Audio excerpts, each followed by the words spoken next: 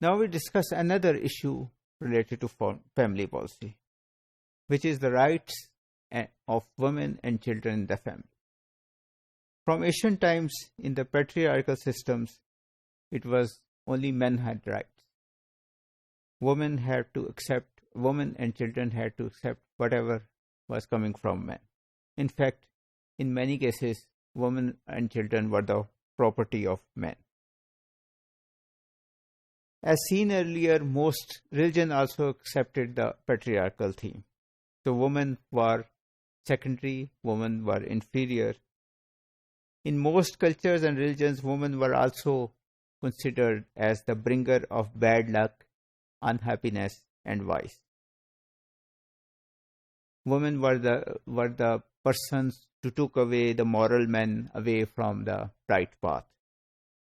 So if you look at the biblical story of Garden of Eden, it is the Eve or Amma Hawa who actually tells Hazrat Adam to eat the apple on the insistence of Satan, who is in the form of snake.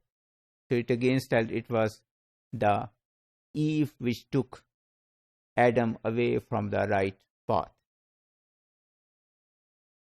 So women are also considered emotional and with weak judgment. So we see that in Islamic interpretations, according to the Islamic evidence, in some cases, 2 women is equal to 1 man in terms of giving evidence. In Rome, in ancient Rome, women could inherit property but could not control it.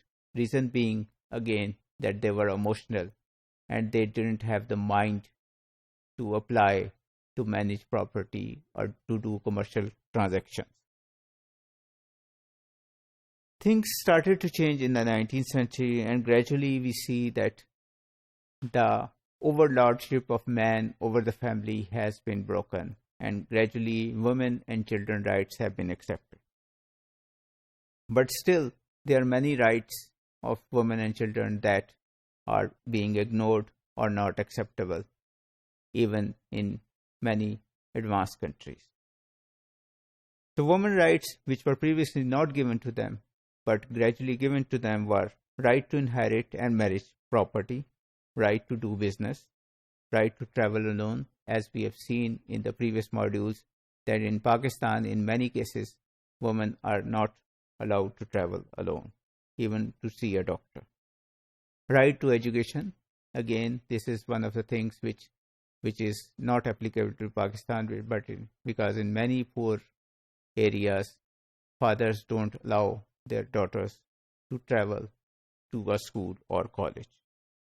Right to marriage, again, in Pakistan, in many poor countries, the right to marriage is dependent on their family, on their fathers, who decide who their daughters are going to marry. Equal rights to child custody, that is also not there. Sons and daughters are considered to be their link is with the father and not with the mother. Right of divorce, although given in the Nikah-nama in Islam, is not given in to the women in Pakistan. Equal division of property after divorce. So in many Western countries and even in Iran, when there is a divorce, all the property that the man has acquired during the marriage is divided equally, because woman is considered to be an equal shareholder, equal working partner of man. In Pakistan and many other countries, the man even refused to give a small petty allowance to his ex-wife to take care of herself. No domestic violence. Domestic violence were only recent laws or were only recently introduced in Pakistan. Previously, domestic violence was not considered violence, or it was considered okay. Monogamy, again,